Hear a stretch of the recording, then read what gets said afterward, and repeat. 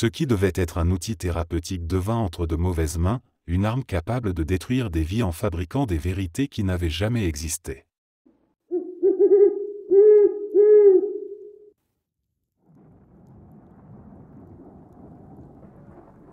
Dans un quartier huppé du 16e arrondissement de Paris, un hypnothérapeute jouissait d'une réputation enviable.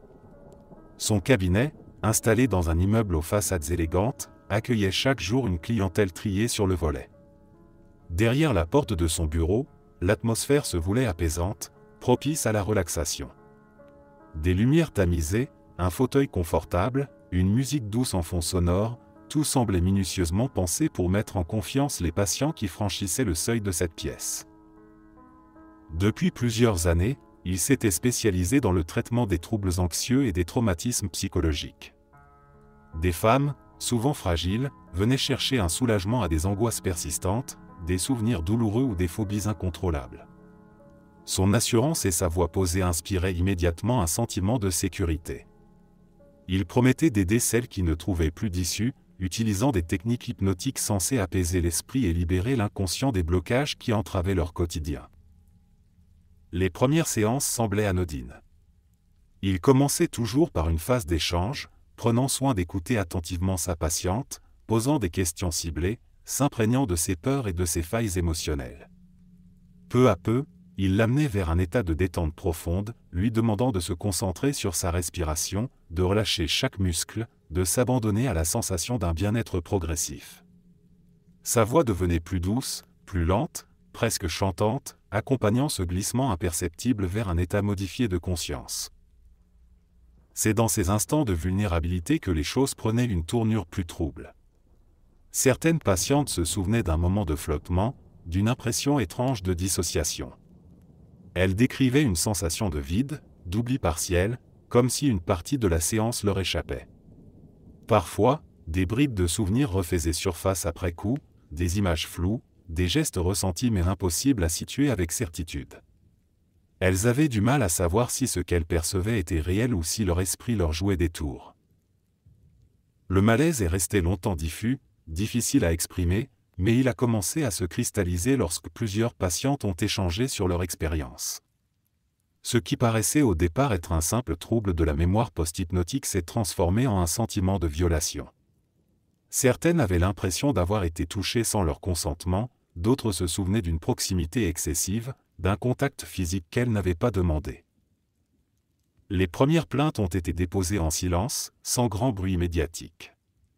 Les victimes hésitaient, doutaient de la crédibilité de leurs témoignages, redoutaient d'être perçues comme influençables ou paranoïaques. L'hypnose, après tout, jouait sur l'inconscient, sur la perception du réel. Comment prouver ce qui s'était réellement passé lorsqu'on était soi-même plongé dans un état de semi-conscience? Mais les témoignages ont fini par s'accumuler. Certaines patientes, plus affirmées, ont brisé le silence. Elles ont décrit avec précision les circonstances de ces séances, les manipulations insidieuses qui avaient eu lieu sous couvert de thérapie. L'enquête s'est ouverte, et très vite, elle a révélé des éléments troublants. Des enregistrements partiels ont été retrouvés dans son cabinet, des notes prises sur l'état psychologique de ses patientes, des annotations suggérant une maîtrise parfaite de l'influence hypnotique. Des spécialistes ont été appelés pour analyser les témoignages et ont confirmé qu'il était tout à fait possible, sous hypnose, de faire perdre à une personne toute notion de ce qui était acceptable ou non. La confusion induite pouvait être telle qu'une victime ne réalisait parfois l'abus que des semaines ou des mois après les faits. L'homme a nié en bloc, parlant de malentendus, d'effets secondaires de la thérapie. Il a avancé que certaines patientes étaient trop sensibles à l'hypnose, que leurs souvenirs n'étaient pas fiables. Pourtant, les accusations se recoupaient, les descriptions étaient trop précises, trop similaires. L'affaire a éclaté dans la presse, soulevant des débats sur les dérives possibles de l'hypnose lorsqu'elle était pratiquée par des individus mal intentionnés. Dans les cercles thérapeutiques, certains ont défendu la profession, rappelant que l'hypnose était un outil puissant mais entre de mauvaises mains, elle pouvait devenir une arme redoutable. Les victimes ont continué à témoigner, cherchant à comprendre comment elles avaient pu être manipulées, pourquoi leur corps avait réagi sans que leur esprit n'ait su dire non. Pour elles, il ne s'agissait pas seulement de dénoncer un homme, mais de mettre en lumière un danger méconnu. Elle voulait alerter, prévenir d'autres femmes, s'assurer que personne ne se retrouve un jour, comme elle, enfermée dans un état où la frontière entre consentement et soumission n'existe plus.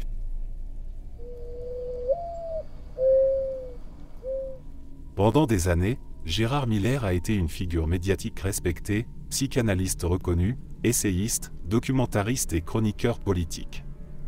Sa voix posée et son aisance intellectuelle lui avaient permis de se faire une place sur les plateaux télévisés, où il intervenait régulièrement pour commenter l'actualité ou décrypter les méandres de la psyché humaine. Son domaine de prédilection restait toutefois l'inconscient, la manière dont les traumatismes façonnent les individus, et surtout, le pouvoir de l'hypnose pour les révéler et les guérir. Il pratiquait l'hypnose dans un cadre thérapeutique, affirmant que cette approche permettait d'accéder aux souvenirs enfouis et d'alléger les souffrances psychologiques. Ce n'est que bien plus tard que certaines de ses patientes ont commencé à témoigner, racontant des séances qui avaient pris un tournant inattendu. Elle décrivait un processus progressif, subtil, où la frontière entre thérapie et emprise devenait floue. L'installation dans la salle de consultation se faisait toujours dans une ambiance feutrée. Lumière tamisée, fauteuil confortable, silence apaisant, tout était conçu pour favoriser la détente. Il parlait lentement, d'une voix profonde et monocorde, guidant progressivement ses patientes dans un état de relaxation intense. À mesure que l'esprit se relâchait, l'environnement disparaissait, ne laissant place qu'à sa voix, omniprésente. Certaines patientes racontèrent qu'au fil des séances, il les poussait à explorer des souvenirs de plus en plus intimes. Elles se retrouvaient à dévoiler des blessures profondes, des traumatismes liés à leur passé, des émotions qu'elles n'avaient jamais osé exprimer. Elles lui faisaient confiance, persuadées qu'il les aidait à avancer, à mieux comprendre leur histoire. Mais au fil du temps, certaines ont commencé à ressentir un malaise diffus. Il suggérait des images troublantes, introduisait des concepts qui n'avaient rien à voir avec la thérapie. Certaines se souvenaient d'un moment de flottement, d'un relâchement total où elles n'étaient plus capables de distinguer ce qui était réel de ce qui était induit par l'hypnose. Il leur demandait d'aller toujours plus loin, d'abandonner toute retenue, de laisser tomber les barrières. Peu à peu, des bribes de souvenirs sont remontées. Des gestes qui semblaient anodins sur le moment, une proximité qui ne leur avait pas semblé suspecte sous hypnose mais qui, avec le recul, prenait une autre signification. Des mains posées au mauvais endroit, des suggestions troublantes dont elles ne comprenaient pas le sens sur l'instant. Lorsqu'elles ont commencé à en parler entre elles, le doute s'est transformé en certitude. L'affaire a éclaté lorsque plusieurs femmes ont porté plainte. Les accusations étaient graves, assimilant ces actes à des agressions sexuelles sous emprise. L'hypnose, dans ce contexte, était devenue une arme, un outil de manipulation qui annihilait toute possibilité de refus. Le consentement, sous un tel état, n'existait plus. L'homme a nié les faits, arguant que l'hypnose pouvait altérer les souvenirs, que ses témoignages étaient le fruit de perceptions biaisées. Il a affirmé que ses intentions avaient toujours été thérapeutiques, que jamais il n'avait abusé de son pouvoir. Mais les témoignages concordaient, les descriptions se recoupaient, dressant un portrait inquiétant d'un thérapeute ayant progressivement basculé dans une dérive dangereuse. L'affaire a suscité un débat houleux sur la nature de l'hypnose et sur les dérives qu'elle pouvait engendrer. Certains professionnels ont rappelé que cette pratique exigeait une éthique irréprochable, que l'état de vulnérabilité dans lequel elle plongeait les patients imposait des précautions absolues. D'autres ont souligné à quel point il était difficile, pour une victime, de prendre conscience d'un abus lorsque celui-ci avait eu lieu dans un état modifié de conscience. Les victimes ont dû affronter le doute, l'accusation d'affabulation, la remise en question de leurs souvenirs. Pourtant, elles ont persisté, déterminées à faire reconnaître ce qu'elles avaient subi. Elles ne cherchaient pas seulement à obtenir justice, mais aussi à alerter sur les dangers méconnus de l'hypnose lorsqu'elle est utilisée comme un instrument de domination plutôt que comme un outil de soin. L'enquête a progressé lentement, les experts tentant d'analyser la nature même des séances, d'évaluer jusqu'où allait la responsabilité du thérapeute.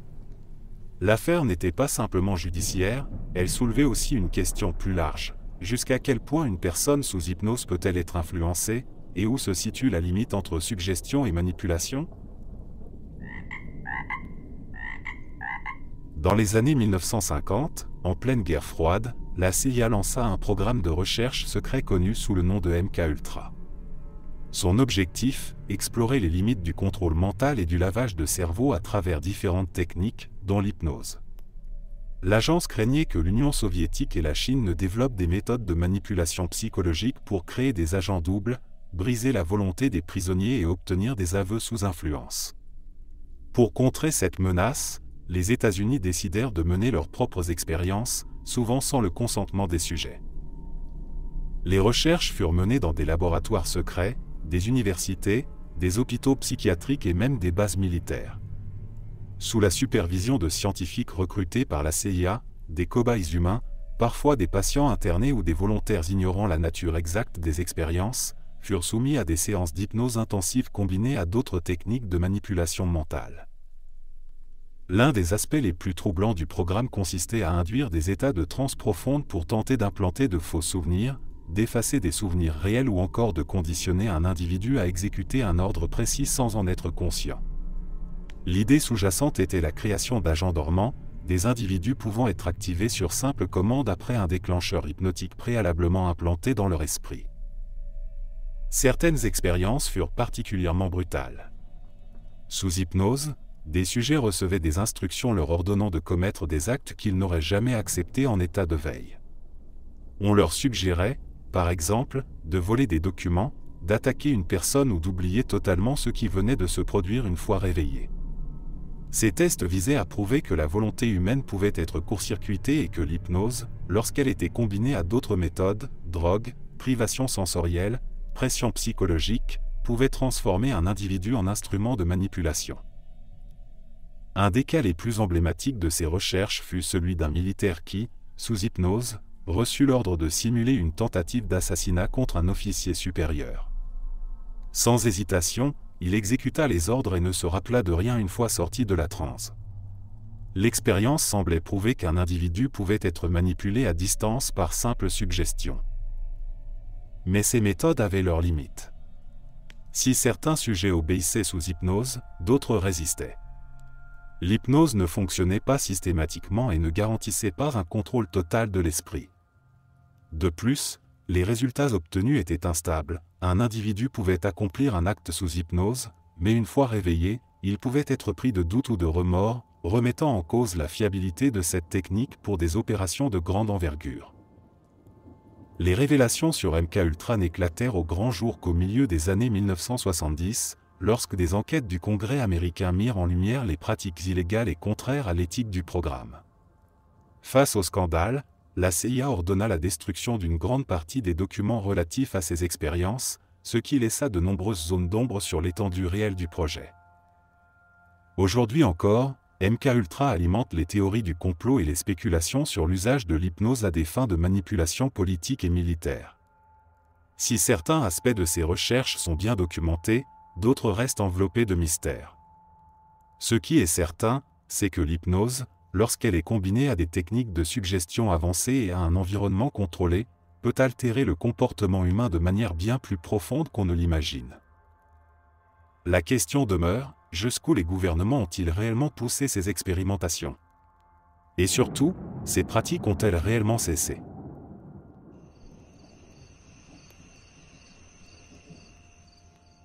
Dans les amphithéâtres de l'université de Nancy, les expériences de Jules Liégeois fascinaient autant qu'elles inquiétaient. Ce juriste et professeur de droit, passionné par les mécanismes de l'hypnose, voulait prouver que l'on pouvait induire à un individu des actes criminels sous suggestion. À une époque où l'hypnose était encore un phénomène mystérieux, il était persuadé que l'esprit humain, une fois plongé dans un état de transe, pouvait être manipulé au point de faire perdre toute autonomie de décision. Pour démontrer ces théories, il organisa une série d'expériences troublantes.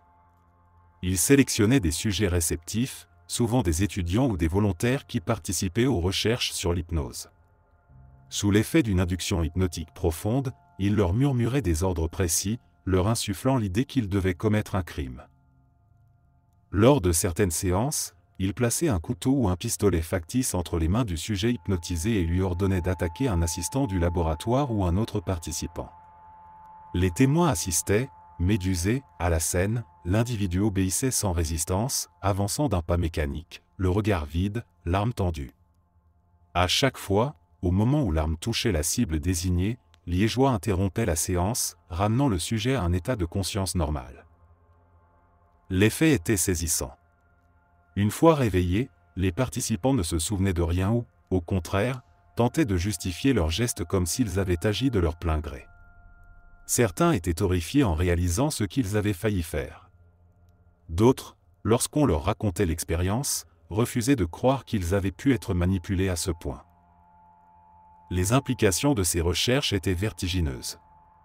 Si l'on pouvait ainsi implanter une intention criminelle dans un esprit sous hypnose, alors cela signifiait qu'un hypnotiseur mal intentionné pouvait manipuler un individu au point de l'amener à commettre un meurtre sans en avoir conscience. Liégeois poursuivit ses expériences, testant des suggestions plus subtiles. Il ordonna à certains sujets de signer des documents fictifs les engageant dans des transactions frauduleuses, de voler des objets ou de commettre des actes qu'ils auraient normalement jugés immoraux. À chaque fois, la même conclusion s'imposait: sous hypnose, un individu pouvait être amené à faire des choix contraires à sa nature, pour peu que la suggestion soit bien formulée et adaptée à son cadre mental. Les résultats de ces recherches provoquèrent un tollé dans le milieu scientifique. Certains considéraient qu'il exagérait la portée de l'hypnose, arguant qu'un sujet ne pouvait pas être contraint à commettre un véritable crime contre ses propres valeurs morales. D'autres, au contraire, voyaient dans ces expériences la preuve que l'esprit humain pouvait être altéré à un point bien plus inquiétant qu'on ne l'avait imaginé. Ces travaux eurent un impact direct sur la justice. Lors de certains procès criminels, des avocats commencèrent à plaider que leurs clients avaient agi sous hypnose, qu'ils avaient été manipulés par un tiers, privés de leur libre arbitre. La question devint un débat juridique et éthique. Pouvait-on tenir quelqu'un pour responsable d'un crime s'il avait été hypnotisé au moment des faits ? Avec le temps, les recherches de Liégeois furent en partie mises en doute, mais elles laissèrent derrière elles un malaise persistant. Elles avaient démontré que l'hypnose pouvait, dans certaines conditions, altérer la volonté d'un individu au point de lui faire exécuter des ordres qu'il n'aurait jamais suivis à l'état conscient. Elles avaient également ouvert une porte dangereuse, celle d'une possible utilisation criminelle de cette pratique, un spectre qui, depuis, n'a jamais cessé de hanter l'histoire de l'hypnose.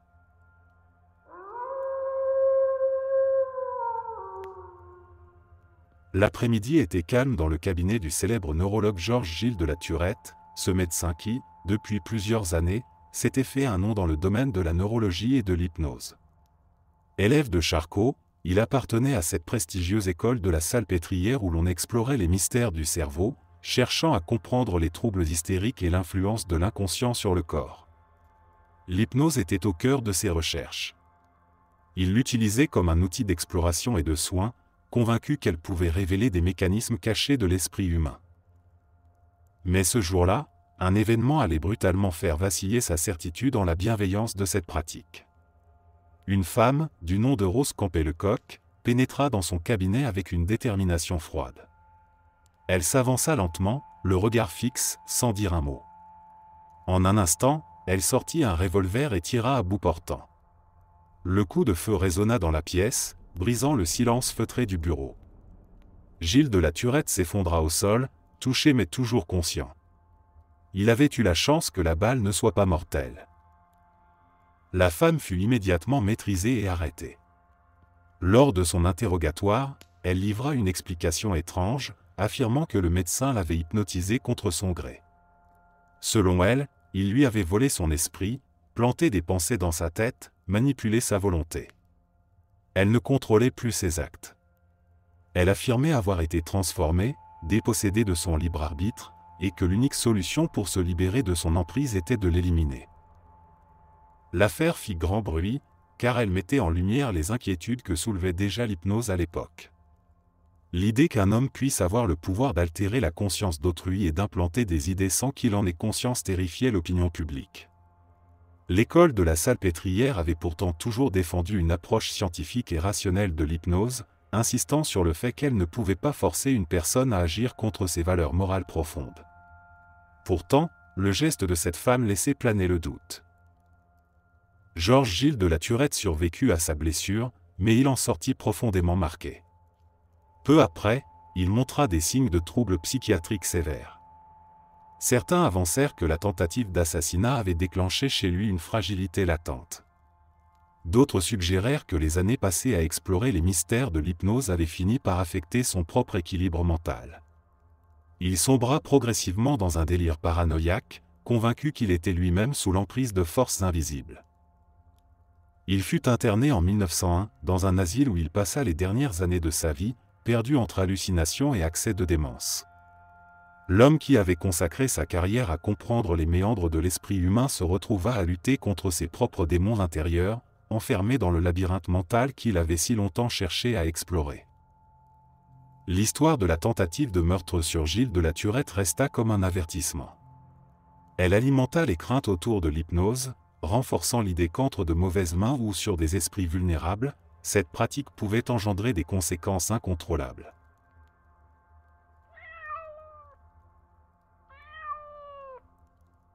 Dans les années 1950, en Belgique, un homme du nom de Marcel Ampin se fit connaître pour ses talents d'hypnotiseur. À une époque où l'hypnose fascinait autant qu'elle inquiétait, il promettait à ses patients des guérisons miraculeuses, la libération de leurs angoisses et même l'exploration de souvenirs enfouis. Mais derrière cette façade de praticien bienveillant se cachait un manipulateur redoutable, qui utilisait ses dons pour commettre des crimes en toute impunité. Ampin commença sa carrière en se présentant comme un hypnothérapeute capable d'aider ses patients à surmonter leurs phobies et traumatismes. Il organisait des séances privées où il plongeait ses sujets dans un état de transe profonde, leur parlant d'une voix monocorde et envoûtante. Ceux qui ressortaient de ces séances témoignaient d'une sensation étrange, un flottement, une perte de contrôle, et parfois même une amnésie totale des minutes précédentes. Au fil du temps, certains patients commencèrent à ressentir un malaise. Des femmes qui avaient consulté Ampin pour des troubles du sommeil ou du stress commencèrent à se souvenir de sensations inhabituelles. Des flashs leur revenaient, des touchés inappropriés, une sensation de paralysie, une impression d'avoir été manipulées contre leur gré. Certaines racontèrent même s'être réveillées dans des positions anormales, sans comprendre ce qui s'était passé durant leur état hypnotique. Les premiers soupçons émergèrent lorsque plusieurs de ces patientes échangèrent leurs témoignages. Certaines avaient l'impression d'avoir été abusées, mais ne pouvaient s'en souvenir clairement. L'hypnose avait laissé des trous noirs dans leur mémoire, rendant difficile toute accusation formelle. L'affaire éclata lorsqu'une jeune femme, plus méfiante, décida d'enregistrer discrètement sa séance avec Ampin. À l'écoute de l'enregistrement, ce qu'elle découvrit fut glaçant, une voix lente et insistante, qui lui suggérait de se déshabiller, d'obéir sans poser de questions, d'ignorer toute peur ou résistance. La voix d'Ampin la conditionnait, exploitant son état de vulnérabilité totale sous hypnose. Munie de cette preuve, elle porta plainte. L'enquête révéla que plusieurs autres victimes avaient vécu des expériences similaires. L'hypnotiseur avait abusé de son pouvoir, transformant ses séances thérapeutiques en sessions d'exploitation et de manipulation. Lors de son procès, Ampin se défendit en affirmant que l'hypnose ne pouvait pas forcer quelqu'un à agir contre sa volonté, un argument souvent avancé dans les cercles scientifiques. Pourtant, les témoignages et les enregistrements prouvaient le contraire. Ces patientes avaient été mises dans un état de suggestibilité extrême, où leur capacité de résistance était quasi nulle. Le tribunal le déclara coupable d'abus de faiblesse et d'agression sexuelle sous hypnose. L'affaire fit grand bruit et souleva un débat: jusqu'où pouvait aller l'influence hypnotique? Était-il réellement possible d'utiliser l'hypnose comme une arme pour pousser quelqu'un à des actes qu'il n'aurait jamais acceptés en pleine conscience? L'affaire Ampin démontra que l'hypnose, lorsqu'elle est entre de mauvaises mains, pouvait annihiler la volonté d'un individu, surtout lorsque celui-ci était dans un état de confiance absolue envers son hypnotiseur. Elle renforça également la nécessité de réglementer la pratique de l'hypnose, pour éviter qu'elle ne soit utilisée à des fins criminelles. Aujourd'hui encore, cette affaire reste l'un des exemples les plus troublants de l'utilisation malveillante de l'hypnose, prouvant qu'entre des mains expertes, elle pouvait devenir une véritable arme de domination psychologique.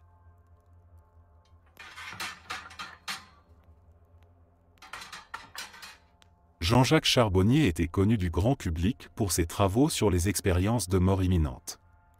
Anesthésiste réanimateur de formation, il s'était progressivement éloigné de la médecine traditionnelle pour explorer des domaines plus ésotériques.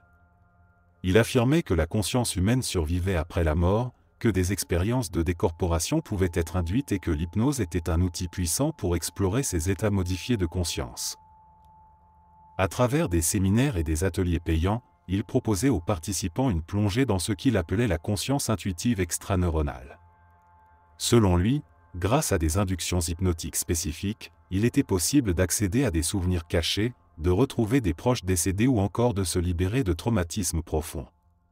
Ces méthodes attiraient un public en quête de réponses spirituelles, parfois désespéré face à la perte d'un être cher.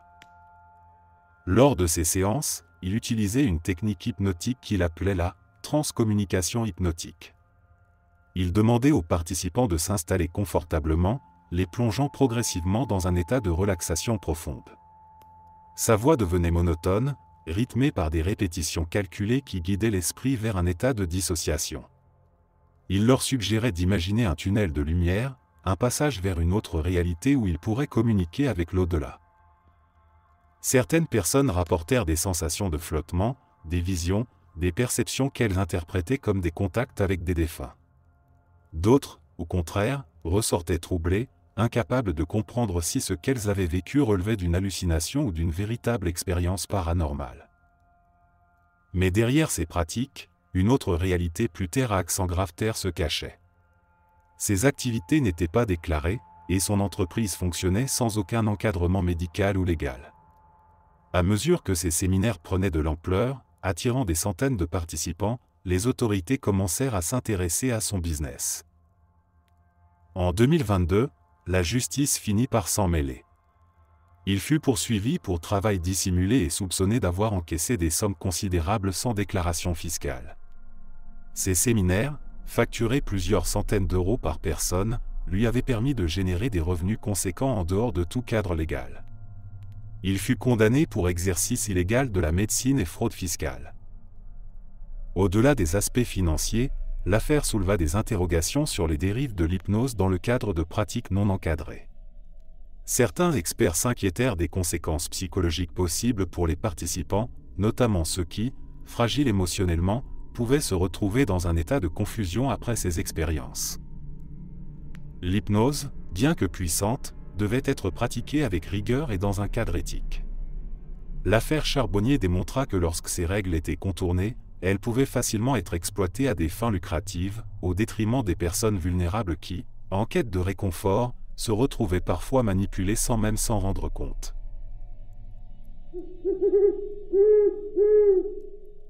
Entre 1977 et 1979, une série de meurtres terrifia Los Angeles. Les victimes étaient des jeunes femmes, retrouvées étranglées sur les collines de la ville. L'enquête fut longue et complexe, mais elle finit par mener à un homme, Kenneth Bianchi. Avec son cousin Angelo Buono, ils furent identifiés comme les étrangleurs des collines, responsables d'au moins 10 meurtres sordides. Lorsque Bianchi fut arrêté en 1979, il tenta une stratégie inattendue pour échapper à la justice. Plutôt que de nier les faits, il prétendit souffrir d'un trouble dissociatif, affirmant qu'il avait une double personnalité. Selon lui, une autre part de lui-même, baptisée Steve, était responsable des crimes, tandis que son identité principale n'en avait aucun souvenir. Pour appuyer cette défense, il demanda à être placé sous hypnose.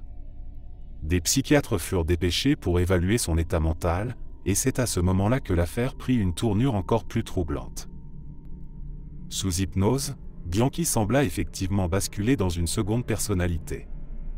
Sa voix changea, son attitude devint plus agressive, et il se mit à parler comme s'il était une autre personne. Il affirma ne pas se souvenir des meurtres lorsqu'il était dans son état normal, mais sous hypnose, il décrivit certains crimes avec une précision troublante. Cependant, les experts psychiatriques commencèrent à douter de la sincérité de cette double personnalité. Certains éléments ne collaient pas. Par exemple, lorsqu'on lui demanda combien de personnalités multiples il connaissait, il répondit qu'il en avait entendu parler dans un livre qu'il avait lu récemment. Cette maladresse révéla qu'il cherchait à imiter les symptômes d'un trouble qu'il ne comprenait pas totalement. L'un des psychiatres eut alors une idée pour tester sa supercherie. Il lui suggéra, sous hypnose, qu'une troisième personnalité existait en lui. À la surprise générale, Bianchi adopta immédiatement une nouvelle voix et une nouvelle posture, acceptant sans hésitation l'existence de cette entité fictive. Cette réaction confirma les soupçons des enquêteurs. Il simulait ses symptômes et utilisait l'hypnose comme un stratagème pour éviter la prison. Le tribunal rejeta sa défense et le déclara responsable de ses actes. Bianchi fut condamné à la réclusion à perpétuité, tandis que son cousin Angelo Buono, également reconnu coupable, fut condamné à la même peine.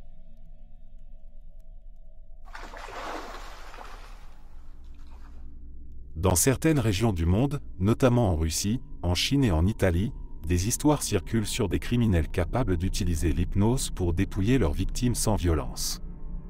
Les récits sont souvent similaires. Une personne, en pleine rue ou dans un commerce, se retrouve face à un inconnu qui l'aborde d'une voix douce et apaisante.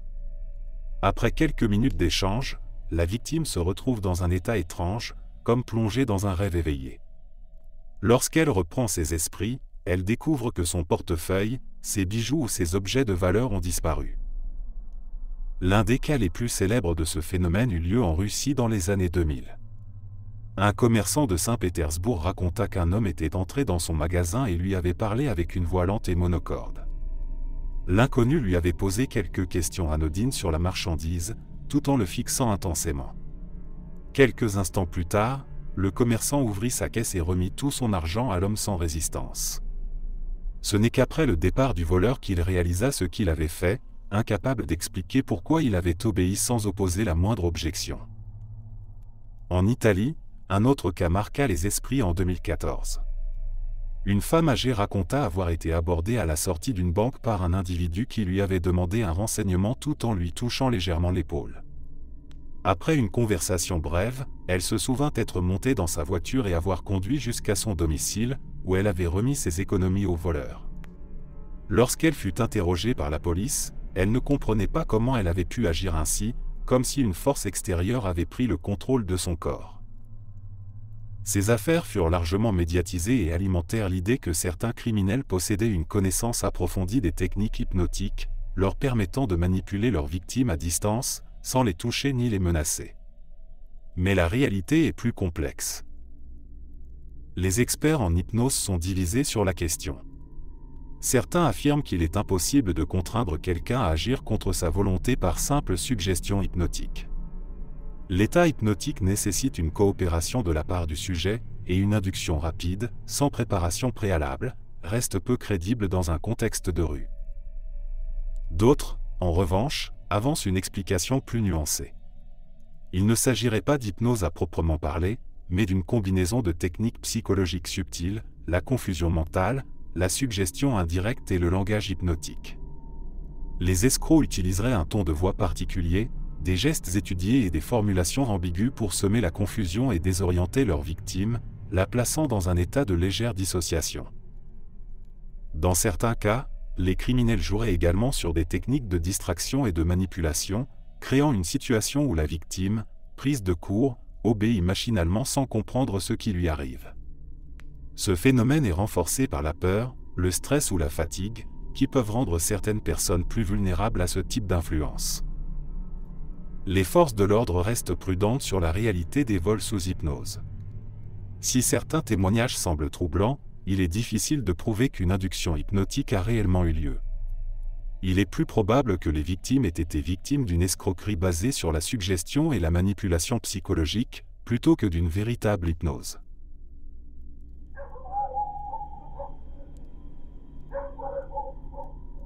L'histoire débuta par la disparition soudaine de Toussaint-Augustin Gouffé, un huissier parisien respecté, dont personne ne comprenait l'absence soudaine.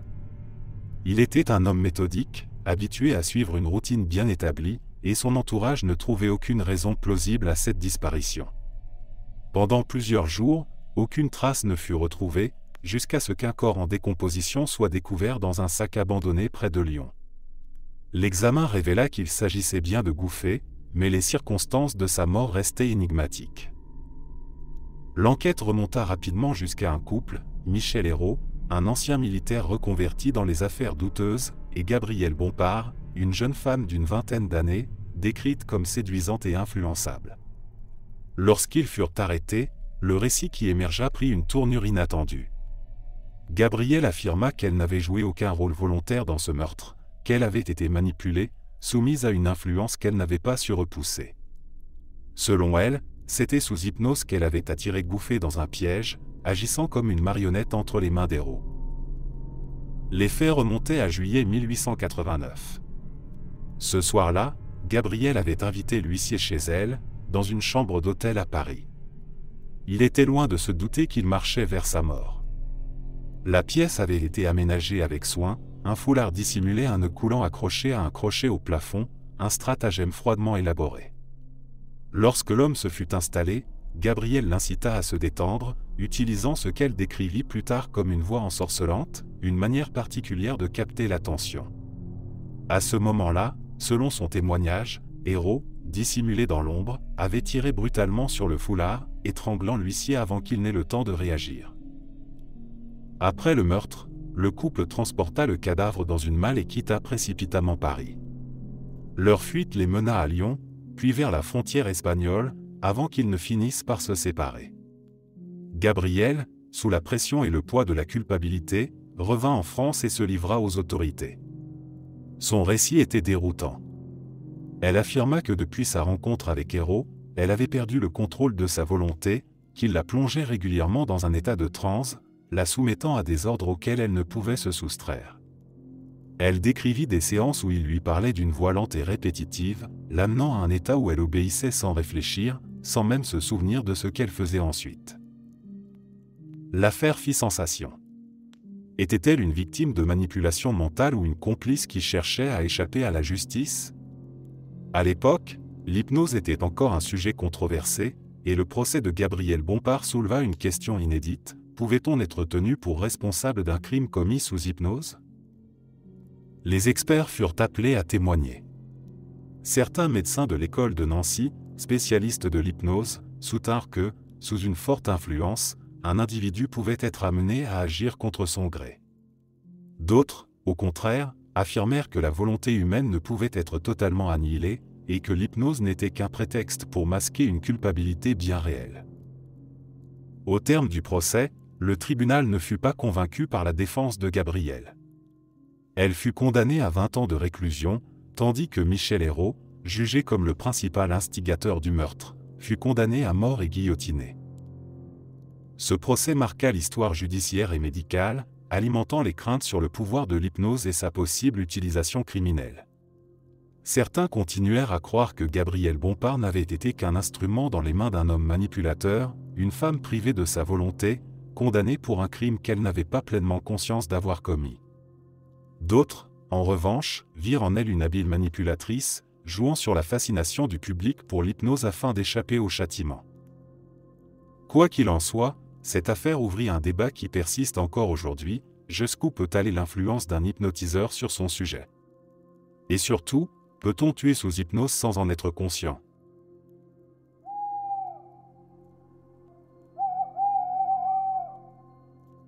Dans les années 1990, en Roumanie, Grigorian Bivolaru s'était imposé comme une figure charismatique du mouvement spirituel alternatif. À la tête de la MISA, mouvement pour l'intégration spirituelle dans l'absolu, il prônait un enseignement basé sur le yoga, la méditation et l'éveil spirituel. Son discours captivait des centaines de disciples, attirés par ses promesses d'illumination et de libération intérieure. Sous couvert de sagesse et de quête de l'absolu, il avait en réalité créé un réseau d'influence dont il était le maître incontesté. Les adeptes venaient de toute l'Europe pour suivre ses enseignements. On leur promettait une transformation totale, un accès à des états de conscience supérieurs. Très vite, cependant, les pratiques de Bivolaru prirent une tournure inquiétante. Il ne se contentait pas de guider ses disciples sur le chemin du yoga, il les plongeait dans un état de soumission totale. Dès leur arrivée dans la communauté, les nouveaux venus subissaient un processus de déconditionnement. On leur apprenait à remettre en question leurs croyances antérieures, à abandonner leurs repères. Par le biais de séances de méditation prolongées, d'exercices de respiration intense et d'enseignements ésotériques, il les amenait progressivement à un état de vulnérabilité extrême. L'hypnose faisait partie intégrante de ce processus. Bivolaru utilisait des techniques de suggestion avancées pour plonger ses disciples dans un état de conscience altéré.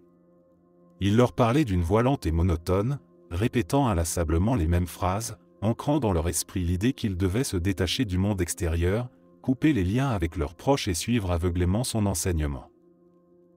Sous cette emprise psychologique, les adeptes perdaient toute autonomie. Certains témoignèrent plus tard qu'ils avaient été amenés à commettre des actes qu'ils n'auraient jamais envisagés dans un autre contexte. Ils leur imposaient des rituels sexuels, leur expliquant que ces pratiques étaient essentielles à leur éveil spirituel. Plusieurs jeunes femmes furent contraintes d'entretenir des relations avec lui, persuadées qu'il s'agissait d'une étape nécessaire pour accéder à un niveau supérieur de conscience. Les témoignages de certaines rescapées furent glaçants. Elles racontèrent comment elles avaient été isolées du reste du monde, coupées de leur famille et de leurs amis, privées de tout contact extérieur. On leur répétait qu'elles n'avaient plus besoin de penser par elles-mêmes, que Bivolaru savait ce qui était bon pour elles. L'hypnose servait à renforcer cette emprise, à annihiler toute résistance. L'affaire prit une dimension judiciaire lorsqu'une enquête fut ouverte pour des faits de traite d'êtres humains, d'abus sexuels et de manipulation mentale. Bivolaru fut arrêté une première fois en 2004 en Roumanie, mais il parvint à s'échapper et à obtenir l'asile politique en Suède en 2006, affirmant être persécuté pour ses idées spirituelles. Pendant plusieurs années, il continua à diriger son réseau depuis l'étranger, poursuivant son influence sur ses adeptes à distance. Ce n'est qu'en 2016 qu'il fut finalement arrêté en France, à Paris, sur la base d'un mandat européen. Extradé vers la Roumanie, il fut condamné pour des abus sexuels sur mineurs et emprisonné. L'enquête révéla l'ampleur de son réseau et la manière dont il avait utilisé des techniques de manipulation mentale et d'hypnose pour contrôler ses disciples. L'histoire de Grigorian Bivolaru souleva une question troublante: comment une personne pouvait-elle, par la seule puissance de la suggestion et de l'emprise psychologique, transformer des individus ordinaires en adeptes obéissants, prêts à tout pour leur gourou? Le cas de Misa démontra une fois de plus que l'hypnose, lorsqu'elle était détournée de son usage thérapeutique, pouvait devenir une arme redoutable, capable d'assujettir totalement l'esprit humain.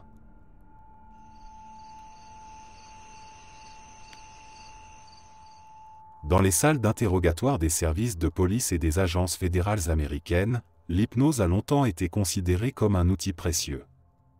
Depuis les années 1970, elle a été utilisée pour tenter de raviver les souvenirs flous de témoins ou de victimes traumatisées.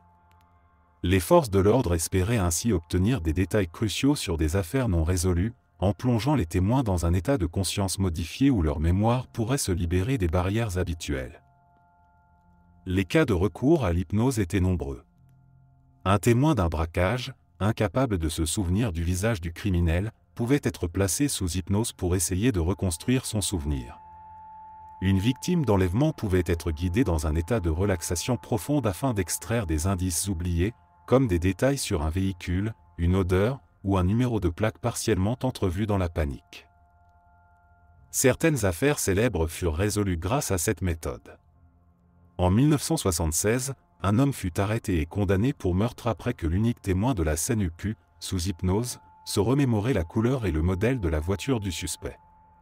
Dans d'autres cas, des témoignages hypnotiques ont permis de retrouver des enfants disparus, en aidant les témoins à se rappeler d'éléments cruciaux de la scène du kidnapping. Mais l'utilisation de l'hypnose dans les enquêtes ne tarda pas à soulever de nombreuses controverses. La mémoire humaine est malléable, sujette à la suggestion, et l'hypnose, loin d'être un outil fiable, pouvait parfois implanter de faux souvenirs. Sous l'influence d'un interrogateur mal préparé, un témoin pouvait involontairement altérer son récit, se persuader d'avoir vu des détails qui n'avaient jamais existé. L'un des cas les plus marquants de cette dérive eut lieu dans les années 1980, lorsqu'un homme fut faussement accusé de viol sur la base d'un témoignage recueilli sous hypnose.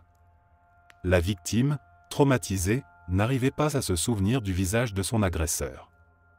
Lors d'une séance d'hypnose avec un enquêteur, elle finit par décrire un homme qui ressemblait au suspect que la police avait déjà en ligne de mire.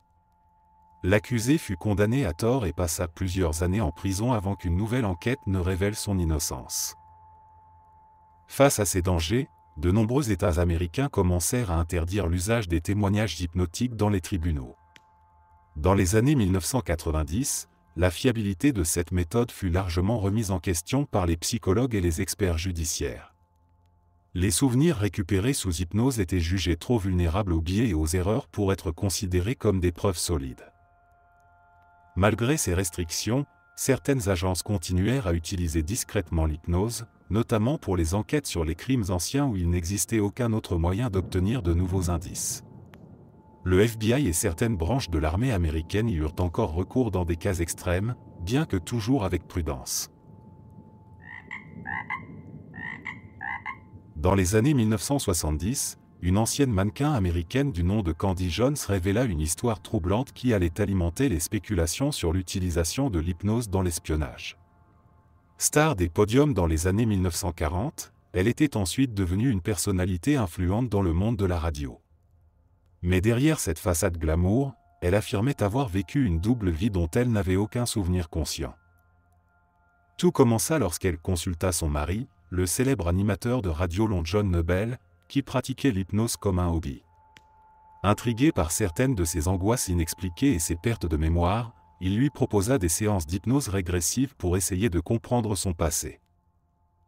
Ce qu'il découvrit fut stupéfiant.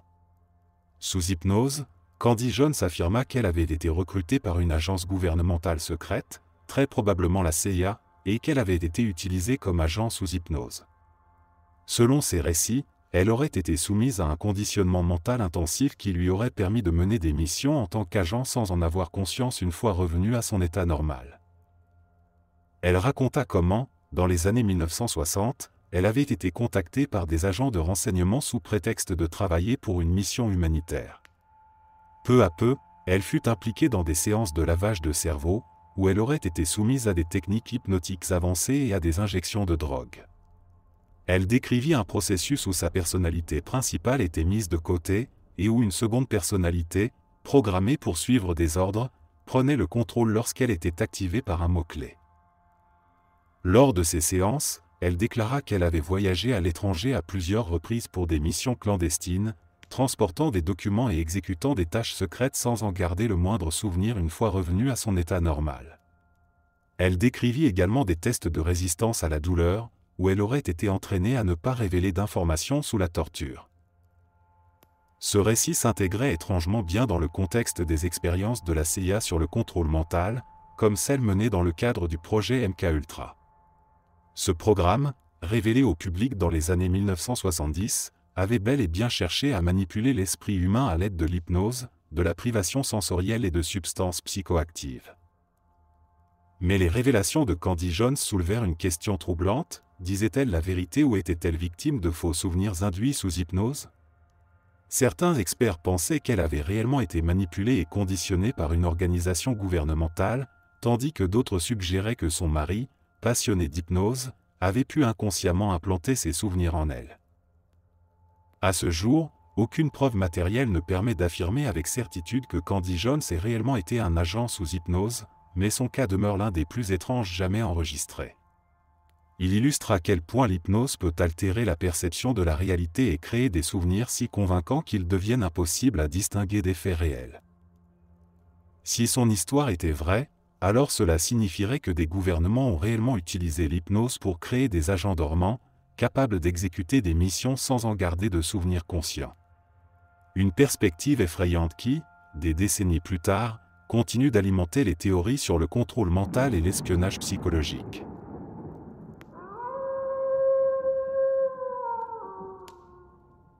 Dans les années 1960, une série de meurtres sordides plongea Boston dans la terreur. 13 femmes, toutes étranglées dans leur appartement, avaient été victimes d'un assassin insaisissable que la presse surnomma le tueur de Boston. Après des mois d'enquête infructueuse, les autorités arrêtèrent un homme du nom d'Albert de Salvo, un individu déjà connu pour des agressions sexuelles et des cambriolages. Lorsqu'il confessa être le meurtrier, l'affaire semblait close. Mais un élément étrange émergea au fil des interrogatoires. De Salvo ne semblait pas se souvenir clairement des meurtres qu'il décrivait. Il donnait des détails précis, mais lorsqu'on le poussait sur certains points, il semblait hésitant, comme s'il récitait un récit qui n'était pas entièrement le sien. C'est alors qu'un psychiatre, intrigué par ce comportement, décida d'utiliser l'hypnose pour explorer sa mémoire. Lors des séances, De Salvo tomba dans un état de transe profonde et raconta les meurtres avec une fluidité troublante. Pourtant, quelque chose sonnait faux, il décrivait certaines scènes différemment d'une séance à l'autre, parfois avec des incohérences majeures. Pire encore, sous hypnose, il affirma à plusieurs reprises qu'il n'était pas le tueur de Boston, qu'il avait été influencé pour croire qu'il l'était. Une théorie alternative apparut alors, et si Albert de Salvo avait été hypnotisé ou manipulé pour avouer des crimes qu'il n'avait pas commis? Certains enquêteurs et avocats commencèrent à douter de sa culpabilité totale. L'idée que de Salvo aurait pu être un bouc émissaire manipulé fut renforcée par des éléments troublants. Aucune preuve matérielle ne le reliait directement au meurtre. Son avocat déclara qu'il avait été soumis à des séances de suggestion hypnotique avant d'avouer, ce qui aurait pu altérer ses souvenirs. De Salvo lui-même finit par douter de sa propre culpabilité. Cette affaire souleva un débat complexe sur la fiabilité des souvenirs sous hypnose et sur la possibilité de créer de faux aveux par suggestion. L'idée qu'un individu puisse être manipulé pour croire à sa propre culpabilité n'était pas nouvelle, mais elle trouvait ici une application terrifiante. Un homme pouvait-il avoir été conditionné pour se croire coupable d'un crime qu'il n'avait pas commis? Finalement, malgré les doutes et l'absence de preuves formelles, de Salvo fut condamné pour une série d'agressions sexuelles et emprisonné. Il ne fut jamais officiellement reconnu coupable des meurtres du tueur de Boston, bien qu'il soit resté le principal suspect jusqu'à sa mort en prison en 1973. Des décennies plus tard, des analyses ADN permirent d'identifier de Salvo comme l'auteur d'au moins un des 13 meurtres, mais pour les autres, le doute persiste encore. Son cas demeure l'un des plus étranges de l'histoire criminelle, posant une question inquiétante: un homme peut-il être poussé, par l'hypnose ou la suggestion mentale, à avouer des crimes qu'il n'a jamais commis?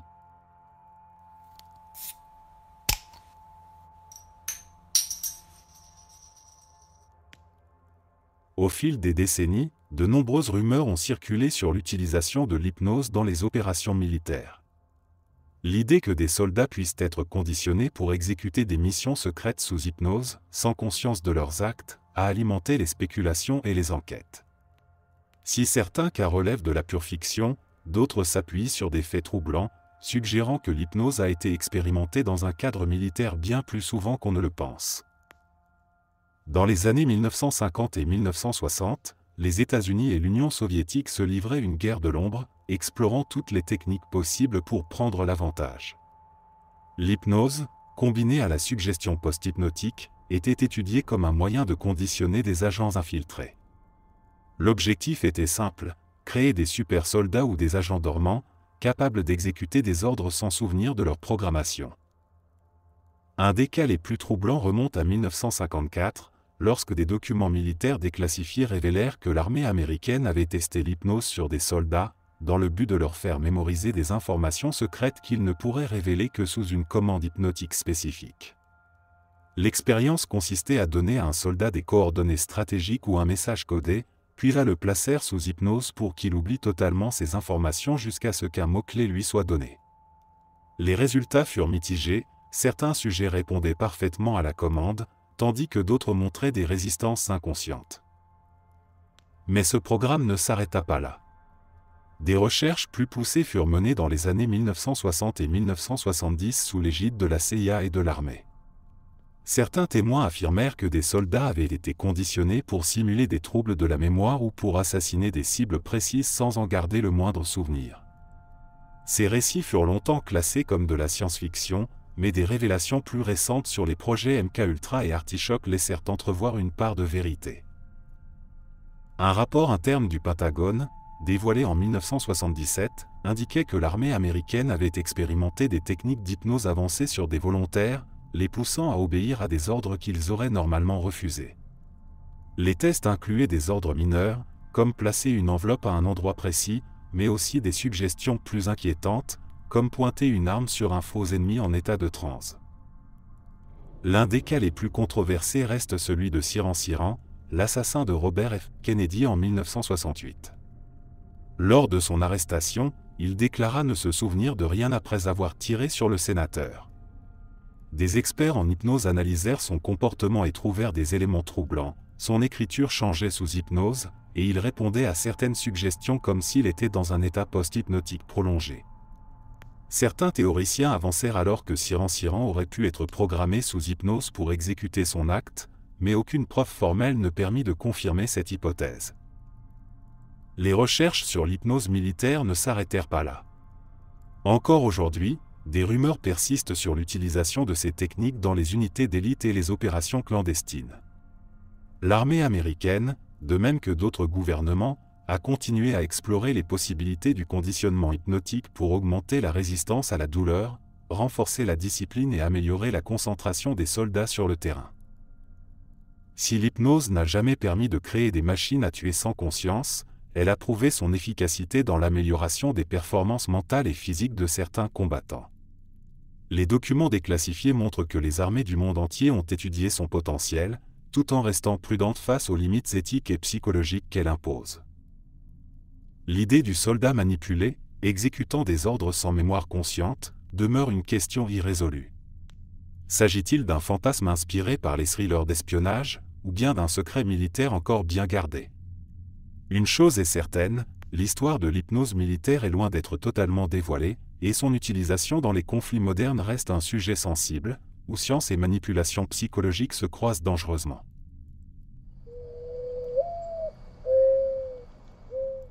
Dans les rues de Jérusalem et de Tel Aviv, le nom de Daniel Ambash était synonyme de mystère et de controverse. Cet homme charismatique, aux allures de sage, s'était entouré d'un cercle restreint d'adeptes, créant une communauté aux règles étranges où il exerçait une influence absolue. Ce qui semblait, à première vue, être un simple groupe spirituel se révéla être un véritable cercle d'emprise mentale, où l'hypnose et la manipulation psychologique jouaient un rôle central.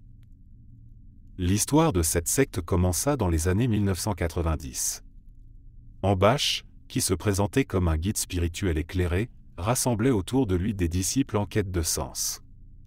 Il prônait une vision mystique du monde, affirmant que ses enseignements permettaient d'accéder à un état de conscience supérieur.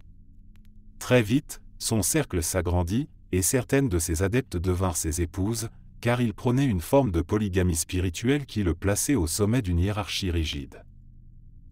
Ce qui se passait à l'intérieur de cette communauté, cependant, était bien plus sombre. Les femmes et les enfants qui y vivaient étaient soumis à un contrôle total.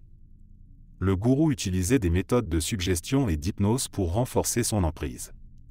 Chaque jour, ses disciples devaient écouter ses sermons pendant des heures, répétant ses paroles jusqu'à ce qu'elles deviennent des vérités absolues dans leur esprit. Il alternait périodes de bienveillance extrême et brimades psychologiques, un cycle de conditionnement mental qui rendait ses victimes totalement dépendantes. L'une des techniques qu'il utilisait le plus fréquemment était l'hypnose coercitive. Dans des séances privées, il plongeait ses adeptes dans un état de relaxation profonde, leur insufflant des idées qui devenaient des convictions inébranlables. Il leur répétait qu'ils ne pouvaient survivre en dehors du groupe, que le monde extérieur était corrompu et dangereux. Peu à peu, il effaçait leur capacité à penser par elles-mêmes. Certaines victimes témoignèrent plus tard qu'elles avaient l'impression d'être vidées de leur propre volonté, exécutant des ordres sans se poser de questions. L'hypnose, combinée à des pressions psychologiques constantes, créait un état de soumission totale.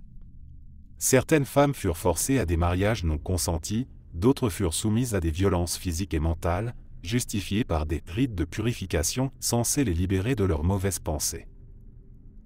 L'affaire éclata en 2011, lorsqu'une ancienne adepte parvint à s'échapper et alerta la police. Elle décrivit un climat de terreur, où les moindres écarts étaient sévèrement punis.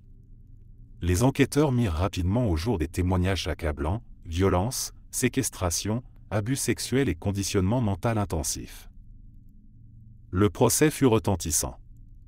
Daniel Ambash fut condamné en 2013 à 26 ans de prison pour violences physiques et psychologiques sur ses adeptes. Le tribunal établit qu'il avait utilisé des méthodes de manipulation avancées, notamment l'hypnose, pour maintenir son pouvoir sur ses victimes. Certaines d'entre elles, cependant, restaient sous son influence, refusant de croire à sa culpabilité et défendant son innocence malgré les preuves accablantes. Ce qu'a mis en lumière un aspect souvent méconnu de l'hypnose, lorsqu'elle est entre les mains d'un manipulateur, elle devient un outil d'asservissement, capable d'effacer la volonté et d'instaurer une dépendance totale. L'affaire Ambash rappelle que l'hypnose, bien qu'efficace en thérapie, peut devenir une arme redoutable lorsqu'elle est utilisée pour dominer et contrôler autrui. Même après son emprisonnement, certaines des victimes restaient enfermées dans leur conditionnement, démontrant que l'emprise hypnotique et psychologique peut perdurer bien après la disparition de l'hypnotiseur. Ce cas demeure l'un des exemples les plus frappants de l'utilisation criminelle de l'hypnose dans un cadre sectaire.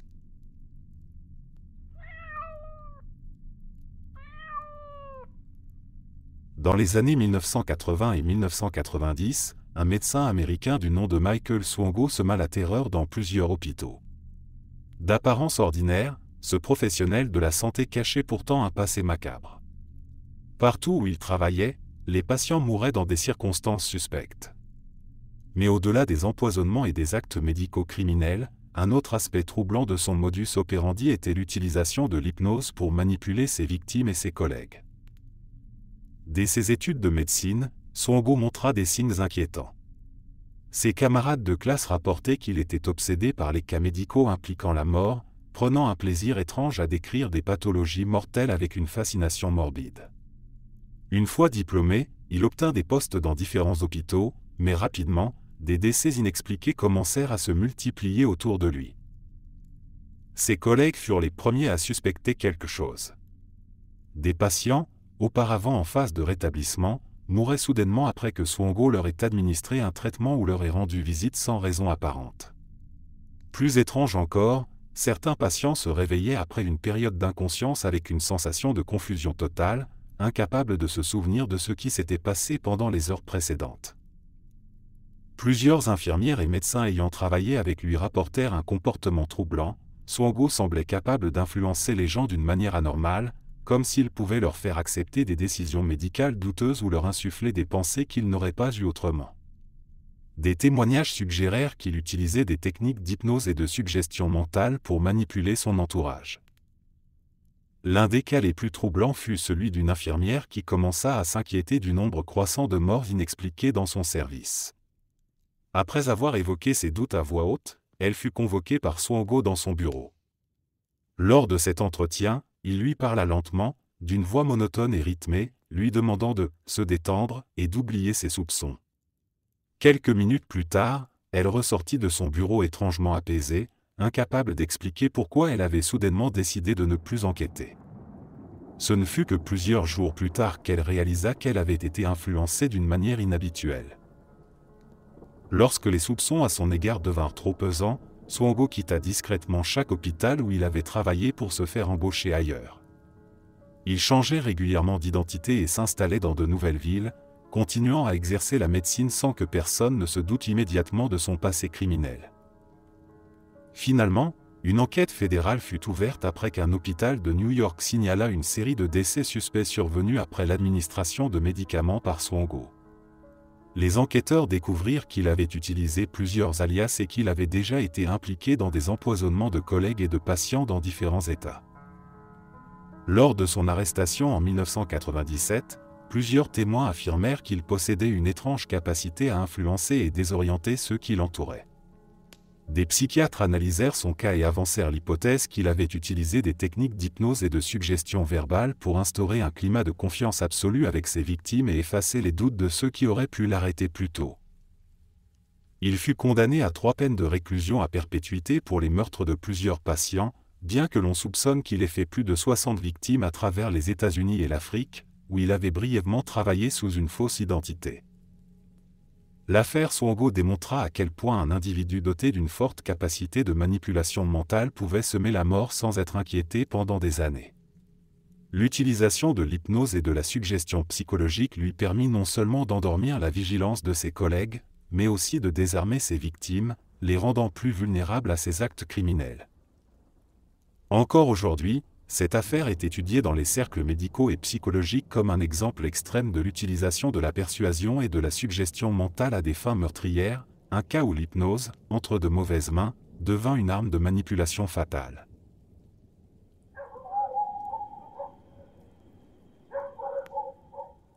En 2014, une série de braquages inhabituels secoua l'Italie. Des caissiers de banque et des commerçants affirmaient avoir remis de l'argent à des inconnus sans même s'en rendre compte, comme s'ils avaient été placés dans un état second. Les témoignages étaient étranges et déroutants, aucune violence, aucune menace apparente, juste un simple échange verbal suivi d'une amnésie partielle. Lorsque les caméras de surveillance furent examinées, les policiers découvrirent un mode opératoire inédit. Un homme s'approchait du guichet, échangeait quelques mots avec la victime, et quelques instants plus tard, celle-ci vidait son tiroir-caisse sans résistance. L'homme en question fut rapidement identifié, Giuseppe Palimbo, un hypnotiseur autodidacte, originaire de Naples. Connu localement pour ses talents de suggestion rapide, il avait détourné les techniques d'hypnose pour les utiliser à des fins criminelles. Il ne cherchait pas à endormir ses victimes comme dans un spectacle classique, mais exploitait une méthode plus subtile, l'hypnose instantanée combinée à des gestes précis et des suggestions indirectes. Son approche était calculée. Il engageait d'abord une conversation anodine, demandant un renseignement ou feignant un problème avec son compte bancaire.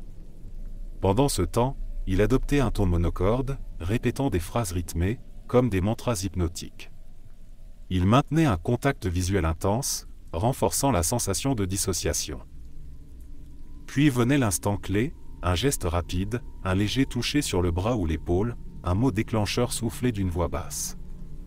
Le caissier, comme déconnecté de la réalité, obéissait sans réfléchir, ouvrant la caisse et tendant l'argent sans opposer de résistance. Dès que l'échange était terminé, Palimbo disparaissait discrètement, laissant sa victime reprendre conscience, confuse et incapable d'expliquer ce qui venait de se passer. Les autorités mirent du temps à comprendre son mode opératoire. Les victimes ne montraient aucun signe de coercition, aucun stress visible, et certains se demandaient s'il ne s'agissait pas simplement d'une escroquerie psychologique jouant sur la distraction et la rapidité. Mais lorsque plusieurs témoignages concordants émergèrent, l'hypothèse d'un contrôle mental involontaire devint crédible. Giuseppe Palimbo fut arrêté après un énième vol dans une bijouterie, où il avait réussi à convaincre le commerçant de lui remettre plusieurs montres de luxe sans protester. Lors de son interrogatoire, il nia toute utilisation de l'hypnose et prétendit que ses victimes avaient simplement été trop naïves. Pourtant, son passé révéla qu'il avait étudié les techniques de suggestion avancées, et des vidéos de ses démonstrations montraient qu'il était capable de plonger quelqu'un dans un état de confusion en quelques secondes. Le procès souleva une question inédite: peut-on être volé sous hypnose ? Certains experts affirmèrent que l'hypnose ne pouvait pas forcer une personne à commettre un acte contraire à ses valeurs profondes. D'autres rétorquèrent qu'avec les bonnes techniques, il était possible de désorienter une victime au point de lui faire exécuter un ordre sans qu'elle s'en rende compte immédiatement. Finalement, Palimbo fut condamné pour escroquerie et manipulation mentale, mais son cas laissa un doute persistant: l'hypnose pouvait-elle être une arme invisible, capable d'effacer la résistance naturelle d'un individu en quelques instants? Après cette affaire, plusieurs banques en Italie mirent en place des formations de prévention contre la manipulation mentale, enseignant à leurs employés comment reconnaître les signes d'une tentative d'hypnose rapide. Mais pour beaucoup, le mystère Palimbo resta une preuve troublante que la volonté humaine n'est peut-être pas aussi inviolable qu'on le pense.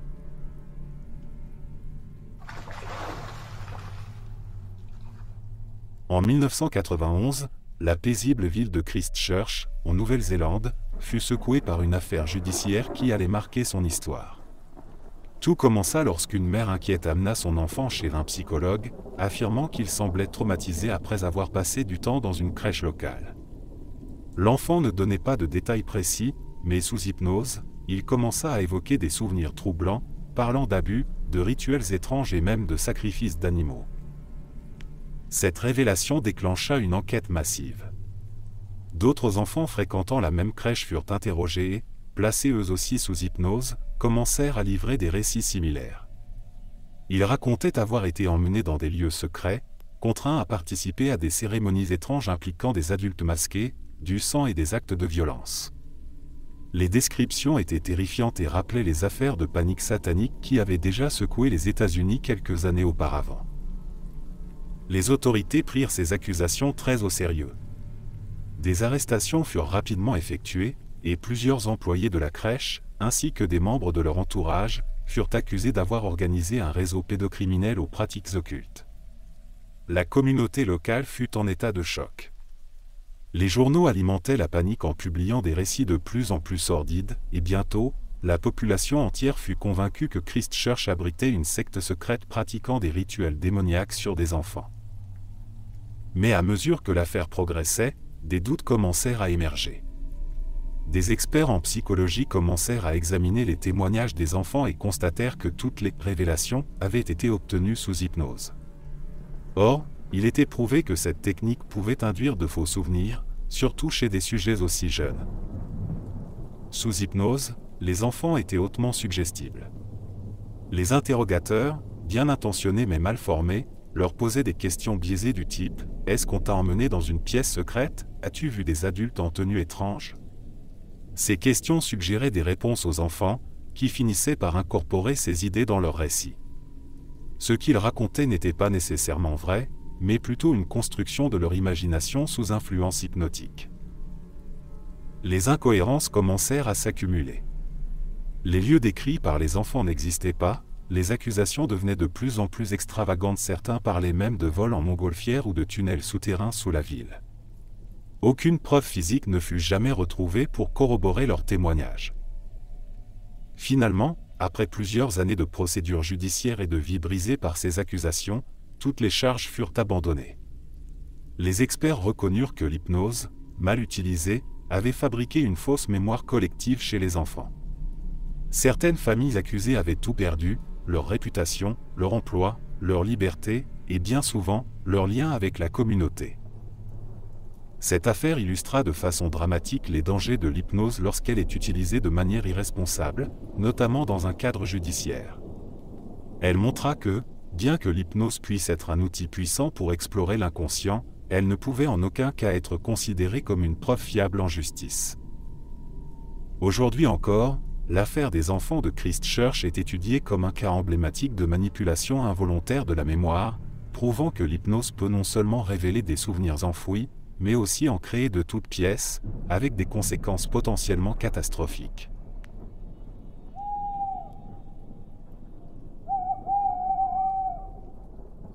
Dans les années 1980 et 1990, une vague de scandales liés à la récupération de souvenirs refoulés sous hypnose secoua les États-Unis et l'Europe.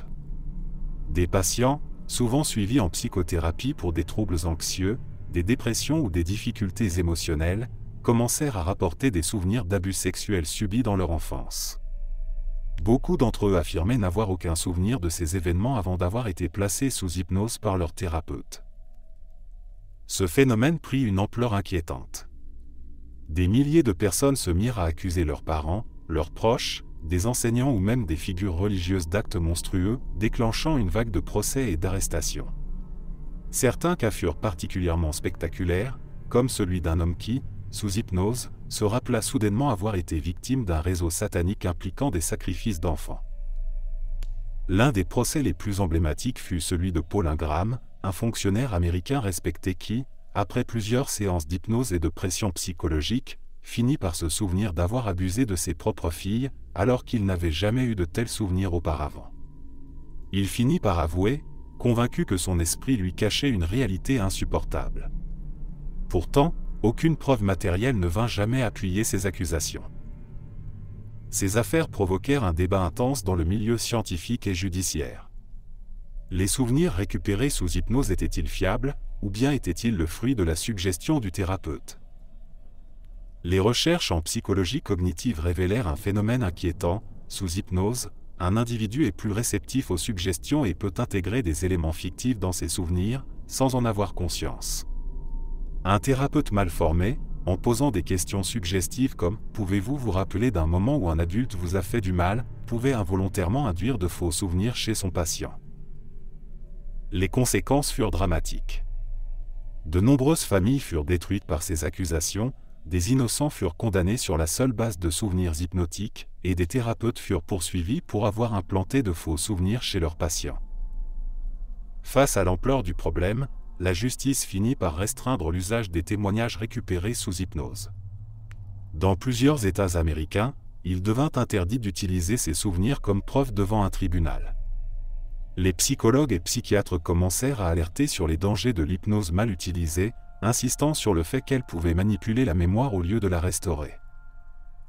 Aujourd'hui encore, le débat n'est pas totalement clos. Si certains continuent de défendre l'idée que l'hypnose peut aider à retrouver des souvenirs refoulés, la majorité des experts s'accordent à dire que la mémoire humaine est malléable et qu'il est très facile d'implanter de faux souvenirs dans l'esprit d'une personne en état de suggestibilité. L'affaire des souvenirs réprimés marqua une prise de conscience sur les dangers de l'hypnose lorsqu'elle est utilisée sans précaution. Ce qui devait être un outil thérapeutique devint, entre de mauvaises mains, une arme capable de détruire des vies en fabriquant des vérités qui n'avaient jamais existé. Merci d'être resté jusqu'à la fin. N'oubliez pas d'aimer la vidéo, de vous abonner et de partager vos propres histoires en commentaire. On se retrouve demain à la même heure devant ce feu.